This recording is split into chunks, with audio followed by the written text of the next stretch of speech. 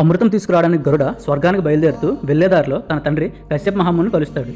అప్పుడు గరుడ తన తండ్రితో, తండ్రి నాకు చాలా ఆకలేస్తుంది, నా ఆకలి తీరేంత ఫుడ్ ఎక్కడ దొరుకుతుంది అని అడుగుతాడు. అప్పుడు కశ్యప మహాముని, ఇక్కడ దగ్గరలోనే ఒక పెద్ద సరస్సు ఉంటుంది, అందులో ఒక తాబేలు ఒక పెద్ద ఏనుగు తరతరాల నుంచి ఫైట్ చేస్తూనే ఉన్నాయి.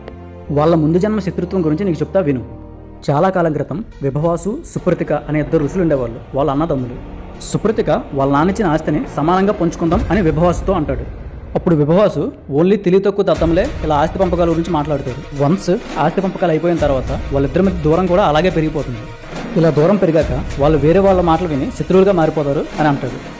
విభవాసు ఇంత చెప్పినా సుప్రతిక కన్విన్స్ కాకపోవడంతో విభవాసు సుప్రతికని నువ్వు నెక్స్ట్ జన్మలో ఏనుగై పుడతావు అని చెప్పిస్తాడు.